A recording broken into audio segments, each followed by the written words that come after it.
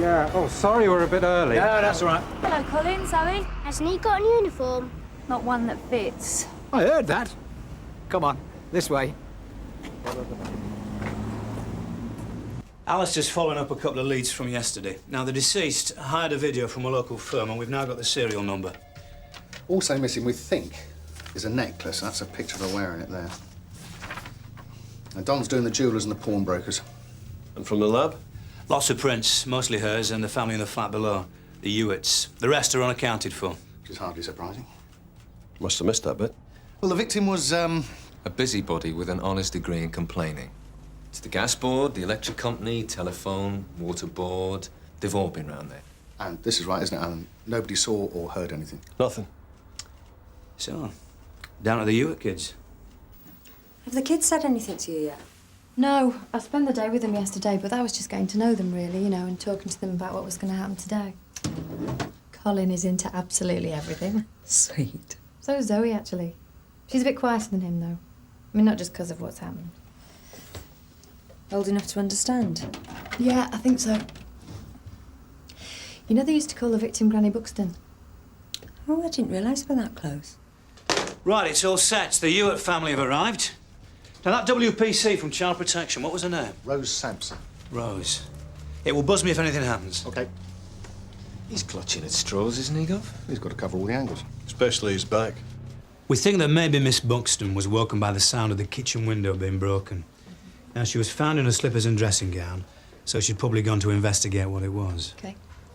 Now, her living room is directly above the kids' bedroom. They share a room, right? Yeah, bunk bed. Zoe's on the top. Now, the floor's not very thick, so I'm sure that if either of them were awake, especially Zoe, they would have heard something. Miss Buxton had some bruising on her cheek. Now, if that was caused by a punch, it might have been strong enough to knock her down, in which case the kids might have heard her fall, especially onto a bare floor. Right. We think she was strangled as she was lying there. Did she put up a fight? Well, at best, there was a bit of a scuffle. Now, a lot would depend on what the killer was wearing on his feet. Now, Miss Buxton was wearing slippers, but the floor was polished, so trainers might have squeaked, and hard shoes might have caused an echo. So I'll just concentrate on the sound, yeah? Fine. After Miss Buxton was killed, the flat was ransacked. And if that was done in a hurry, there would have been a lot of noise, which ties in with what we think, a burglary that went wrong. Drugs-related, probably. Probably male, though we can't be certain, and we don't know if there was anybody with them. So, a voice or anything like that is vital. So the sooner you get something... Yeah, I know that, sir, but I mean, I can't just go in and ask the questions just like that, one after the other. No. Or the kids will start to think that they did hear something, or worry in case they think they should have done. Right. Look, they know that something terrible's happened, and they know that Miss Buxton's dead. But I don't want them to start thinking that every strange sound in the night is the sound of someone being murdered. OK. I've spoken to the headmaster. Maybe go down to Wales. Little place we've been to in the summer on the Gower Peninsula. Can we, Dad? Yeah. Yes! Oh, not again. Mr. Hewitt. Oh, hi. Zoe? Colin, you OK? I've won 3 times. Have you? I'm being slaughtered here.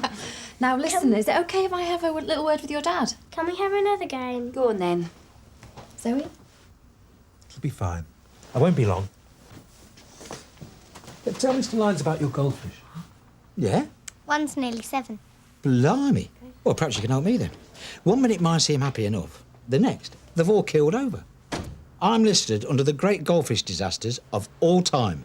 Could be Finrot. Yeah? Emma, my wife, was killed in a car crash 3 years ago. Since then, I've looked after the children myself. We've survived. My kids have been terrific. It was the beginning of a succession of upheavals. I gave up my job, we moved to a flat. It's more settled now, and I'm training to be a teacher, which at least ties in with their holidays. Oh, sugar. Oh, thanks. So, you found Miss Buxton in the afternoon? I picked up the kids from school, got them their tea, and then I went upstairs. It wasn't like Mary to be out. I do most of her shopping. Window was broken at the back, doors open. It's terrible. How often did you go shopping for her? Well, once or twice a week. That's a lot more than just being a good neighbour. Well, Mary wasn't as bad as people thought, and the nearest Zoe and Colin have to her granny. Both my parents are dead, and unfortunately, after Emma's death, her parents saw fit to... Well, they took me to court over custody. Things got very unpleasant, and we don't now have any contact with them. So, going back to the night that Miss Buxton was killed, Right, it was my birthday. I'd made arrangements to go out. Mary said she'd babysit. Then at the last minute she couldn't. She had a headache. But you went out anyway. I bathed the kids, got them ready for bed, and then I thought, what the hell, it's my birthday. So I got them dressed and took them with me. Not to the pub. Well, they thought it was great fun. It's not something I want to make a habit of. What time did you get back? We stopped off for fish and chips on the way home, got back about 11:30. Once they were in bed, they were asleep pretty much straight away, I'd say about midnight. But you stayed up a bit longer. I listened to some music and then I crashed out. And you didn't hear anything? Sadly, no. I just got hold of Don. He said the necklace is a common design, very little value. How little? On the streets, 20 quid. 20 quid. Oh, with that and a clapped-out video recorder, it doesn't put much value in an old girl's life, does it? And did you manage to sort out Mr. Lyon's fish problem? He needs to treat the water more often, and he's not going to keep them in the kitchen anymore. Why's that? It upsets them. Yeah? You know, the washing machine and things. It vibrates or something shakes the tank. Fish don't like it. She's desperate for a hamster. And, knows all do you about keep them in your room? maybe next Christmas. So what's it like sharing a room with Colin? He's always talking. And my brother was exactly like that. And he kicks from underneath. Kicks my mattress when I'm trying to read. So, who's out of bed first in the mornings? Dad, but not on Sunday. He likes sleeping. Excuse me.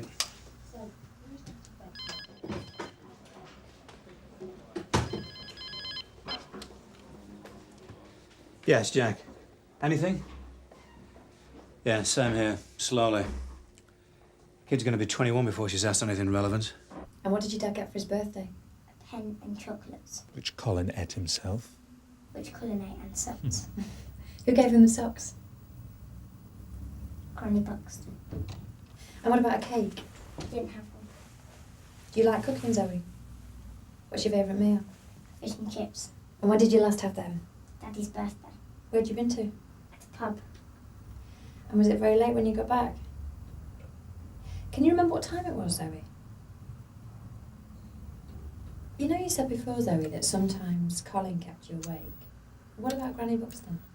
I mean, did you ever hear her wandering about upstairs? Did you ever hear footsteps or anything like that?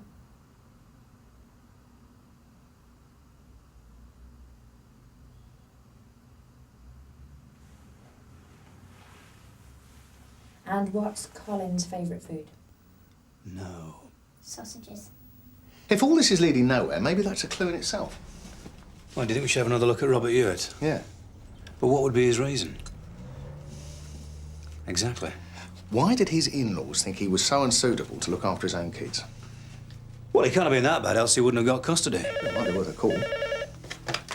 Deacon? Suzi? Yeah. Yeah, we just finished the interview, Gov. Really good. Couldn't get anywhere near the subject. If Zoe did hear anything, then she's too upset to say. And Rose wouldn't push it. Oh, there is one thing, though. I don't know if he's being considered, but Zoe did back up her dad's statement. He took them up, played some music, and went to bed. Nothing, except Hewitt's out of the frame. Well, I suppose it's worth getting the kids in just to find that out. Still the little brother. Yeah, let's hope he's not interested in bloody goldfish as well. Guff? Nothing. I want to be a climber. It's a very good picture, Colin. It's great, that is. That's an avalanche. Where he gets his ideas from. So listen, what else can you remember about your dad's birthday? Fish and chips. Fish and chips, is that your favourite meal? Yes. Now, you know, I was going to ask you before, you know at school Yes. or at home, have you ever seen anybody breaking a window? Yes. Did it make a lot of noise? Yes. You know your dad's birthday, Colin? You know when you'd gone to bed, did you hear any sounds that sounded like a breaking window? No. No, but she was banging. Who was banging? Granny Buxton. Why did she do that? Because Dad's music was too loud. So what happened then? He has to turn it off. Oh, I see. And does he get cross about that? No. And then but he went to see her. He went to see Granny Buxton? Yeah. Can you remember when this was, Colin? Yes, when I was in bed. Was this on your dad's birthday? We heard him. No. Who heard him? Me and Zoe. Did you hear anything else? Yes. What did I you heard hear? some coughing noise. Who was coughing? Granny Buxton. How was she coughing? No. Don't touch the glass, please, Mr. Hewitt. When Daddy came... No. Mr. Hewitt! Mr. Hewitt, I'm arresting you under suspicion of murder. What's going You do on? not have to say anything, but it may harm your defence if you do not mention when questioned something you later rely on in court. Where's Dad? Don't know. He's talking to one of the other policemen. When's he coming back? I'll just go and find out. Can I come? Sorry. Colin, why don't you show us your picture? Come on. Come on, Colin, let's have a look, eh? Oh, yeah, look at that, Tosh. Oh, isn't that good, yeah? It's a mountain. Look, I promised Colin he could see his dad the minute we stopped. He's not going to trust me now, is he? I understand that, but I thought you was going to bang on the glass wall. Yes, but he didn't, did he? He didn't even call out. I mean, surely between all of us we could have supervised some kind of a reunion. He'd already got Zoe to lie, hadn't he? Yes, but what would he say to Colin in front of all of us? Look, it's done now. I'm really sorry. Okay. So where do we go from here? Well, we put the kids onto Section 46, and we get the social services in to look after them. With respect, sir, do we have enough to keep you locked up? Well, he's got a lot of explaining to do. Against the word of a 6-year-old, uncorroborated. Do you think he's lying? No, I've got no reason to doubt him at all, but I mean, if that's all we've got. So, contrary to what you and his daughter have told us, he went upstairs, he talked to Miss Buxton, then he came down to check on the kids, and he was angry with Zoe because she was still awake. Yeah, Colin kept his eyes shut, which he was quite happy about, because usually he's the one that gets into trouble. And Colin thinks he heard you go out again. Yeah, he only thinks, though. I mean, he's not sure. Well, perhaps it will be the second time round. No. What? There's no point interviewing him again. Why not? Well, for a start, he doesn't trust me anymore. We'll get somebody else then. Well, look, then there's the chance that he might start contradicting what he said already. Why should he do that? Because he'll be under a lot more pressure. I mean, he might start giving us answers he thinks we want. That would destroy the validity of what we've got so far. We need to talk to him. Look, sir, I'm sorry, but even more important is the child's best interests. Already Colin's worried because he thinks it's his fault his dad's been taken away. The girl, then? Not today. Look, sir, I'm really sorry. But on top of everything else, Zoe is old enough to work out what's happened. Well, that's tough. It's better those kids answer a few hard questions now than be released into the care of a father who has very probably murdered somebody.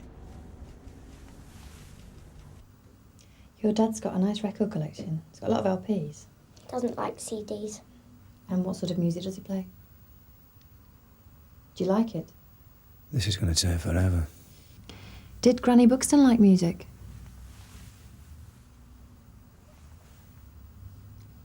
Zoe, I understand that sometimes Granny Buxton used to bang on the ceiling. Did you ever hear her do that? Why did she do it? Yeah? What colour were the socks that Granny Buxton gave your dad? Blue. Does Colin ever pretend to be asleep when really he's awake? Zoe, you know your dad's birthday? You know after your dad had tucked you and Colin up in bed? Did Colin go to sleep straight away? He didn't. Did he stay awake for a bit then? Now, on your dad's birthday, and it's very, very important that you tell me the truth, did Colin hear Granny Buxton banging on the ceiling? Sweet.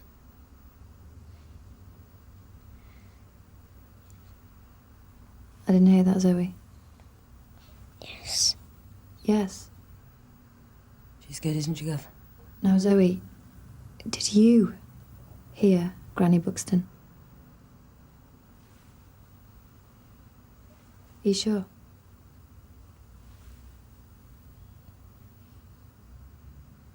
Zoe, on that night, did you hear anybody leaving your flat? It's okay. It's okay, Zoe. It's okay. It's okay. Okay, we're going to stop there. No. Gov, Dead Home Social Services. Who's speaking? Thanks, Alan. Alan, can you get hold of the CPS? If Hewitt doesn't confess, we'll need to know where we stand. Right, Gov. It's a bit of a tricky one, this, Ted. How was she coughing? When Daddy came back, I had my eyes closed because I was pretending to be asleep, but Zoe wasn't. She got into trouble. Dad was really cross with her.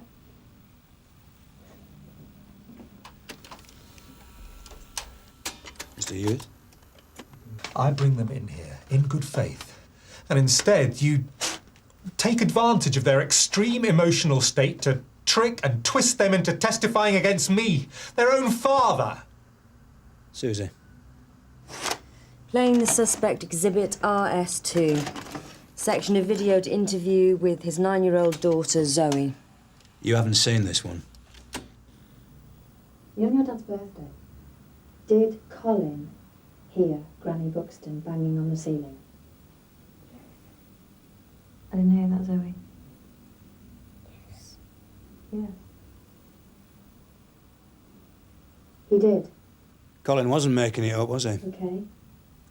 The suspect doesn't reply. And did you hear Granny Buxton?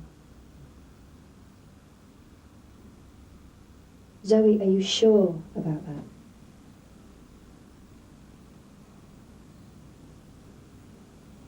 Did you hear anyone leaving your flat on that night?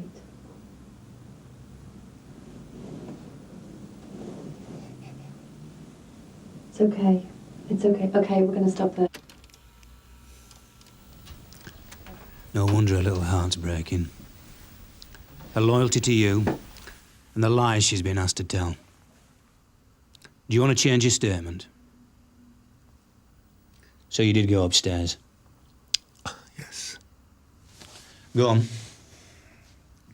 I just thought it was a bit unfair, banging away like that. It's not the happiest birthday I've ever had. All I wanted was a bit of peace, some time to myself. Were you drunk? I was so looking forward to going out, and then when I couldn't... OK, maybe I shouldn't have taken the kids, and maybe I did have 1 or 2 more drinks, and it's good for me. I'm not perfect, but I was not drunk. And then what happened? Nothing. By the time I got upstairs, it all seemed so pointless. I thanked Mary for my present, the socks, and she apologised for not babysitting. And then I went downstairs. Was she all right? Yes. No sign of a cough? Sorry? Well, Colin heard her coughing. Or perhaps that was the sign of her being strangled. The suspect shakes his head. What? It's just for the tape. We're not videoed, see? After you left? I went downstairs. Zoe was still awake, and I was cross with her for not being asleep. Maybe I snapped more than I should have done. But you didn't know that Colin was awake as well? And why didn't you tell us all this before? Because the next morning, Zoe, she was still upset. It's hardly surprising. I'd been very unfair, and I told her so. And I suggested that we just forget about the whole thing. You know, she agreed to that. And when I gave you my statement, it just seemed a lot easier to go along with that. You forced that out of Zoe. I can't believe what you've done. As you said, you were looking forward to a night out on the town on your birthday. Must have been a big disappointment then when Miss Buxton said she couldn't babysit for you because of a headache. I mean, what sort of an excuse is that, eh? A couple of aspirins and it'd go. You finally put the kids to bed. You've had a miserable day, and you're looking forward to that minute's peace. And then bang, bang, bang, on the ceiling. So up you go, and you're feeling like that. Then she moans at you about the music, pounding away on that headache of hers. No. Or perhaps she's better. Maybe the headache's miraculously disappeared. Now, that'd be galling, wouldn't it? What did she say to you that made you so angry that you hit her? No. Did she say something about the kids, Zoe and Colin? Did she question the way you looked after them? Disapprove? Is that what happened? Did Miss Buxton have a go at you? Say you were a lousy father for taking them to the pub and coming home drunk? No. That'd be difficult to swallow. Especially as it was her who let you down in the first place. So what was it, a slap? Back of the hand? A moment's rage? and then it's too late. Because it's not like Zoe, is it? Forgive and forget. No, she'd tell everybody. She'd bring the authorities down on you. And what if your in-laws found out? It'd be just what they'd been waiting for, eh? No. No, I didn't kill her. You think they're at risk? He dotes on them. Look, isn't that what caused the trouble in the first place? Fear he was about to lose them? In other words, you're going to do nothing? Well, no, we'll take it very seriously and do what we can to help those children. But I will not be party to having them taken from their father in a fit of pique because you can't get the evidence to charge him. He strangled somebody, then he went calmly about making it look like a burglary that had gone wrong. Now, those children are in danger simply because of what they know. They might not know the truth of the matter yet, but when they do, then what happens? Guff, Alison Bream, CPS. Alison, you know Chris. WPC Samson from the CPT. And, Ted Holmes from Social Services. Hello. So how did it go? I'm not happy that the suspect's been shown the videos. Supposing this does get to court, then the girl's no good. Having lied once as a witness for the prosecution, the defence will tear her apart. Right. The boy's good, though. He certainly proved his dad's a liar. But beyond that, even if Colin saw his dad kill Miss Buxton, I doubt they'd convict on the word of a 6-year-old. We can't just let him go. Well, unless you get some evidence or he confesses. Your daughter's 9, right? I wonder what she's thinking now. She heard you go upstairs. She knows Miss Buxton's been murdered. She knows you were there. Colin heard a cough, so Zoe must have heard it too. She must know what you did. And if she doesn't, she will. And what then? I think it'll go one of two ways. She'll either be terrified of saying something wrong in case you lose your temper and do to her what you did to Miss Buxton, or you're going to explain it away as a one-off, are you? Or it'll go the other way. She'll begin to realise that you'll do anything to please her, to keep her sweet, because she can come here at any time. Oh yeah, we're going to keep this file open. So she can come to us and tell us exactly what happened in much more detail than Colin. So that hamster for Christmas won't be a maybe, you'll buy it. And what'll happen next year? Or the year after that? No. This won't just go away. Every bump in the night, every time it's your birthday, even the sight of a pair of new blue socks, they are going to remember. And then what they're going to think? Not only did you kill Miss Buxton, but worse than that, you lied to them. Now, how are they going to cope with that? If they can't believe you, who can they believe? So come on, Robert. For their sakes, you tell us what happened. Nothing.